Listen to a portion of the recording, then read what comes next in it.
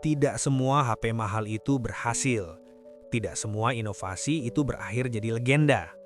Beberapa Android datang dengan janji besar, fitur futuristik, desain berani, harga selangit. Tapi yang terjadi justru sebaliknya. Dibicarakan sebentar, lalu hilang tanpa jejak. Dan mungkin tanpa sadar, kamu pernah jadi bagian dari eksperimen mahal itu. Teknologi selalu bergerak cepat. Setiap tahun ada HP Android terbaru dengan fitur yang terdengar seperti masa depan. Tapi di balik semua kesuksesan itu, ada cerita lain yang jarang dibahas. Cerita tentang HP Android paling gagal di Indonesia.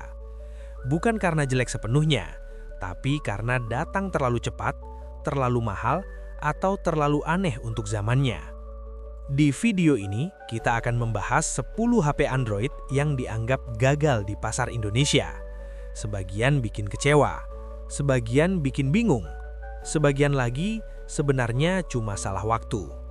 Kalau kamu suka konten seperti ini, jangan lupa subscribe dan tekan like. Semoga yang nonton hari ini dilancarkan rezekinya dan dijauhkan dari salah beli gadget mahal. Dan sekarang, kita mulai dari yang pertama. General kasus datang. Nomor 1. Sony Ericsson Xperia Play, HP atau konsol? Tahun 2011, dunia sedang tergila-gila dengan game mobile. Angry Birds ada di mana-mana. Orang mulai serius main game di smartphone. Lalu muncullah Sony Ericsson Xperia Play. Disebut juga PlayStation Phone. Konsepnya gila. Geser layar dan di bawahnya ada kontrol fisik lengkap ala PlayStation. D-pad, tombol action, touchpad. Rasanya seperti mimpi gamer. Tapi saat dipakai sehari-hari, masalah mulai terasa. Bodinya tebal, berat, baterainya cepat habis saat gaming. Layarnya kecil untuk pengalaman serius. Dan yang paling fatal, game eksklusifnya sangat sedikit. Developer tidak serius mendukungnya. Akhirnya ia terjebak di tengah. Bukan konsol sungguhan, bukan HP nyaman. Di Indonesia harganya sekitar 4 jutaan waktu itu. Mahal dan tidak jelas untuk siapa. Xperia Play bukan ide buruk, ia hanya sendirian. Nomor 2. Samsung Galaxy Beam, proyektor di saku. Tahun 2012, semua ingin terlihat smart. Lalu lahirlah Samsung Galaxy Beam, HP dengan proyektor bawaan. Secara teori, keren. Tinggal tekan tombol, langsung terpancar ke dinding. Presentasi dadakan, nonton bareng di kos, pamer teknologi ke teman. Tapi kenyataan tidak seindah brosur. Proyektornya redup, kalau ruangan terang hampir tidak terlihat. Bodinya tebal, baterainya boros luar biasa. Dan jujur saja, berapa kali sih kita benar-benar butuh proyektor di HP? Fitur ini keren di awal, setelah itu jarang dipakai. Galaxy Beam bukan rusak, ia hanya terlalu semangat menawarkan solusi untuk masalah yang tidak terlalu penting. Nomor 3. Nokia X, Android tanpa Google. Tahun 2014, nama Nokia masih punya tempat di hati orang Indonesia. Lalu muncul Nokia X, HP Nokia tapi berbasis Android. Kedengarannya sempurna, tapi ada satu detil kecil yang mengubah segalanya. Tidak ada Google Play Store, tidak ada layanan Google. Sebagai gantinya, Nokia pakai toko aplikasinya sendiri. Pengguna Android bingung, pengguna Nokia lama juga bingung. Ini Android, tapi bukan Android sepenuhnya. Harganya 1,6 jutaan, terjangkau, tapi pengalaman setengah-setengah membuatnya cepat ditinggalkan. Dan hanya beberapa bulan kemudian, lini Nokia X dihentikan. Setengah langkah jarang berakhir baik. Nomor 4. Asus PetPhone S, HP jadi tablet. Konsep modular sempat jadi mimpi besar. Asus PetPhone S hadir dengan ide unik. HP yang bisa dimasukkan ke docking tablet. Satu perangkat jadi 2 fungsi. Terdengar efisien, tapi untuk menikmati semuanya, kamu harus membawa 2 perangkat sekaligus. Tablet tanpa HP tidak berguna. HP tanpa tablet biasa saja. Pasang lepas terasa ribet dan harganya tidak murah. Di saat layar smartphone makin besar, konsep ini terasa tidak lagi relevan. Keren di demo, capek di penggunaan nyata.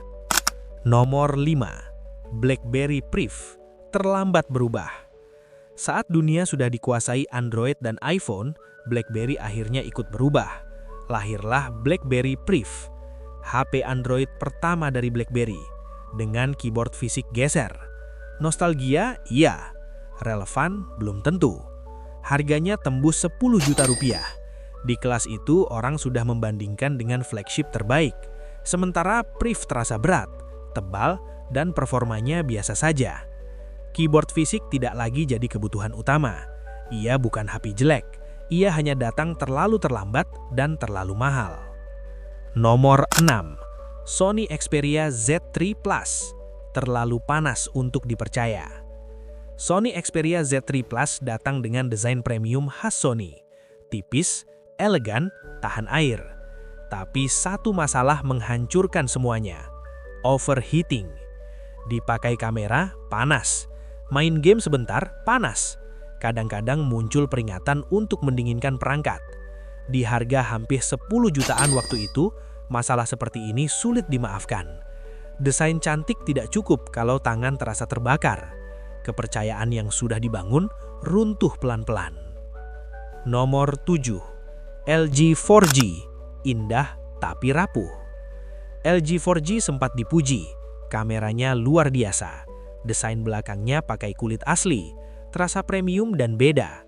Tapi kemudian boot loop, HP mati sendiri, nyala, mati lagi. Masalah ini terjadi pada banyak unit, service center penuh, forum ramai, dan reputasi LG ikut terguncang. LG 4G mengajarkan satu hal, kesan pertama tidak ada artinya kalau tidak bertahan lama. Nomor 8. Samsung Galaxy Note 7, terbakar di puncak. Tahun 2016, Samsung sedang di atas angin. Lalu hadir Samsung Galaxy Note 7. Cantik, canggih, hampir sempurna. Sampai laporan pertama muncul. Unit terbakar, meledak saat charging, bahkan di dalam pesawat. Samsung menarik produknya secara global. Bandara melarangnya masuk kabin. Ini bukan sekedar gagal, ini krisis global. Note 7 menjadi salah satu kegagalan terbesar dalam sejarah smartphone. Nomor 9. LG G5 SE, modular yang membingungkan. Setelah G4G, LG mencoba hal baru. LG G5 SE hadir dengan sistem modular. Bagian bawah bisa dilepas, bisa ganti modul kamera atau audio. Futuristik, tapi setiap ganti modul, HP harus dimatikan. Baterainya ikut tercabut. Tidak praktis. Modulnya sedikit, dukungannya minim, dan akhirnya konsep ini ditinggalkan. Inovasi tanpa arah yang jelas sulit bertahan. Nomor 10. Samsung Galaxy Fold generasi 1, masa depan yang rapuh. Tahun 2019, dunia mulai bosan dengan smartphone biasa. Lalu Samsung memperkenalkan Samsung Galaxy Fold, HP layar pertama yang benar-benar dijual massal. Ketika dilipat jadi ponsel, ketika dibuka jadi tablet. Harga hampir 31 juta rupiah. Tapi unit review mulai rusak, layar bermasalah, debu masuk lewat engsel. Peluncuran ditunda. Samsung Galaxy Fold generasi pertama bukan sepenuhnya gagal, tapi ia membuktikan bahwa masa depan tidak pernah datang dalam kondisi sempurna. Kita belajar satu hal penting. Teknologi tidak selalu maju lewat keberhasilan. Kadang justru lewat kegagalan. Beberapa dari HP Android ini memang mengecewakan, tapi tanpa mereka, mungkin inovasi hari ini tidak akan seberani sekarang. Sekarang giliran kamu. Dari daftar tadi, mana yang pernah kamu pakai? Atau mungkin kamu masih menyimpannya? Tulis di kolom komentar.